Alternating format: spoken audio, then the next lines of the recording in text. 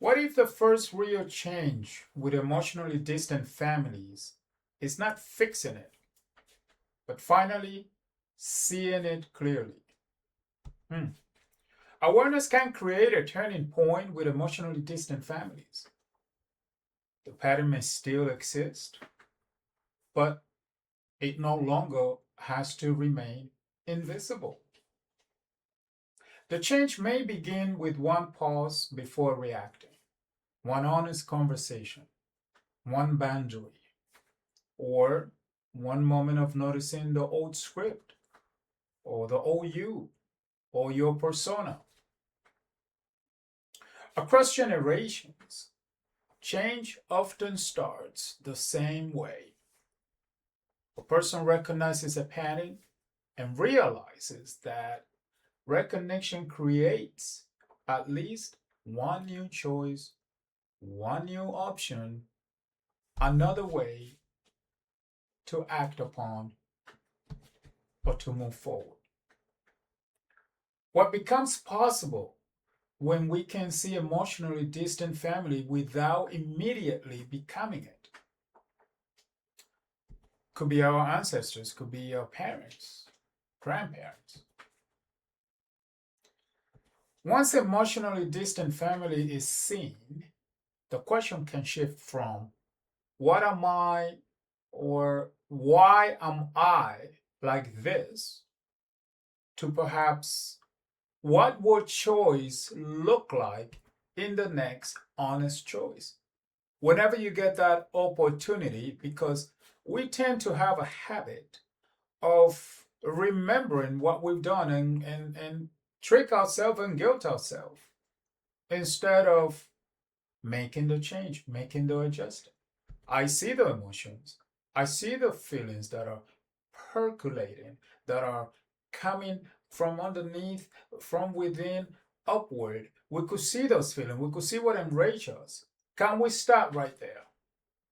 If you make an honest decision to see it for what it is. I'm going to share different lenses. Through Christianity, Ezekiel changes an old proverb about parents eating sour grapes while the children suffer the taste. The chapter actually context or actual context is moral responsibility. This is the responsibility or moral responsibility before God.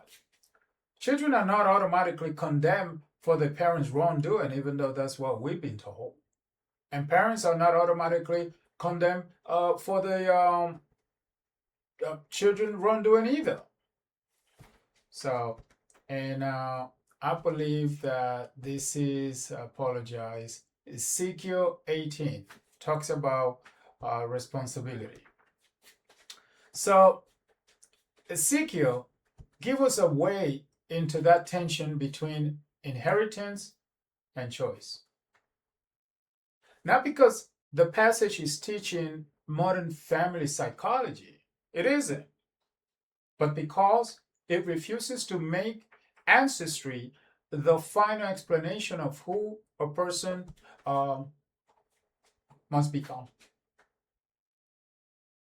So we have our upbringing, our ancestors, and when we're talking about ancestors, that could be very well our parents that learn it from our grandparents and great grandparents and so on. So that does not mean that our parents had no effect on us, not at all. Of course they did. It means that when what come before us does not remove our responsibility for what comes through us next. And that matters. When we think about loyalty and silence, belonging to a family does not have to mean repeating everything the family handed down. You probably said it yourself, oh, I'm going to do this that way, or it's my life, or I'm going to do it this way, etc., etc. What if honoring where we came from does not require repeating everything that came with it. Respond on that.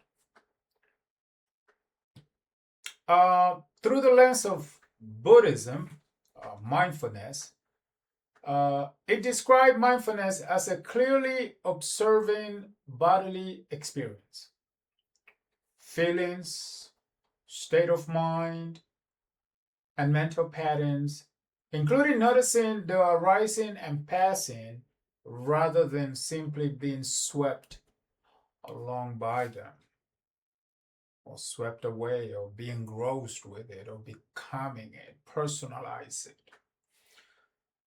So I want to come back to the question: what becomes possible when we can see an emotionally distant family pattern without immediately becoming it? Mindfulness creates a distinction between having a reaction and being completely identified with the reaction. In an emotionally distant family, the old script might start saying things. Someone withdraw, I withdraw. Someone becomes cold, I become defensive. Nobody says what they feel, I stay silent too. So the Buddhist idea here is not that awareness magically erases conditioning. It is that awareness let us notice an experience as an experience instead of being completely swept away by it.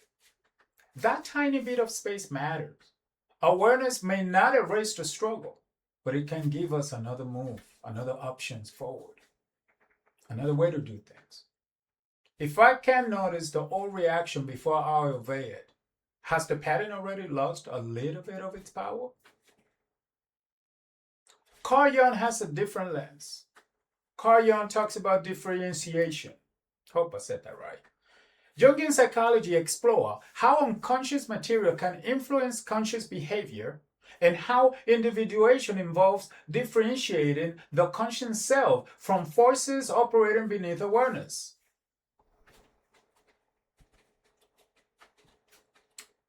So, Jung's two essays on analytical psychology, especially the relations between the ego and the unconscious, it addresses the effect of the unconscious of consciousness and the process of individuation. I hope I said that right. Individuation. Jungian discussions of complex, likewise describe emotionally charged patterns that can produce habitual or reactive behavior until they become more conscious. So, the deeper questions becomes, which reaction are actually mine, yours, and which ones did I learn so early that they feel like me? They feel like it is mine.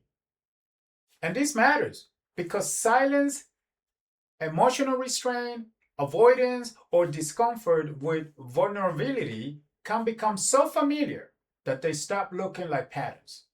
They start looking like personality. We start telling ourselves,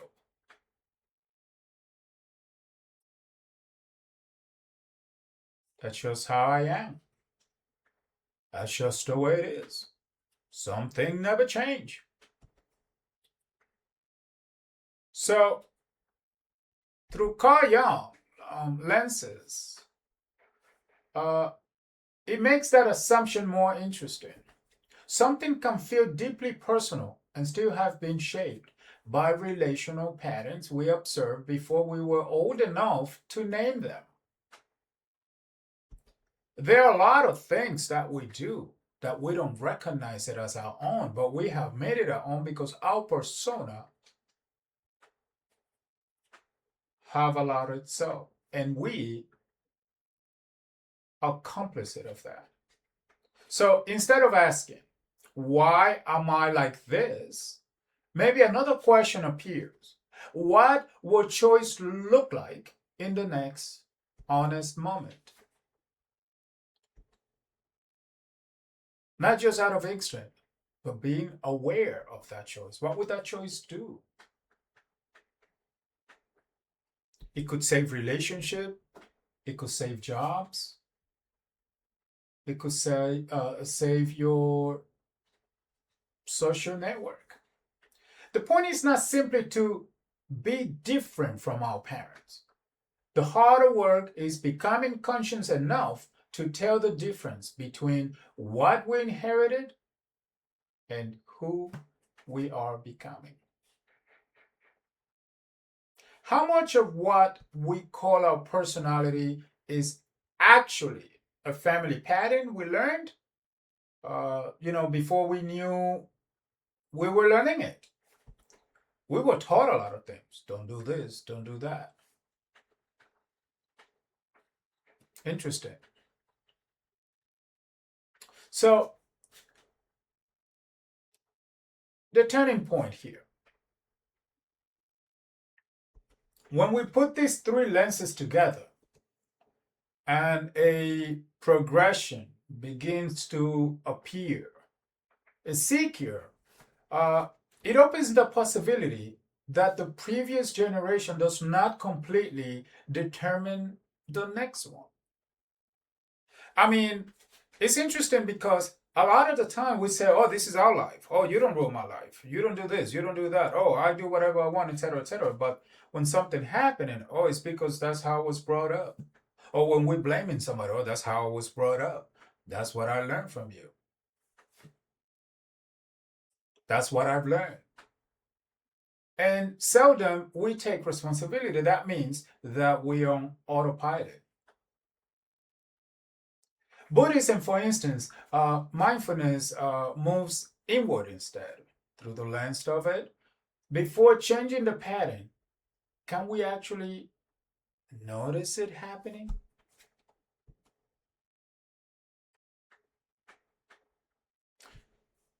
Carl Jung takes it one step further. Once the pattern becomes conscious, can we distinguish what was inherited from who we are becoming? It leaves room for something more human. You may still feel the impulse to shut down. You may still hear the family script in your head, or the upbringing, or the automation, the things that you will learn, domestication. You may still love people who cannot meet you emotionally. The turning point may simply be that the script is no longer the only voice in the room. So,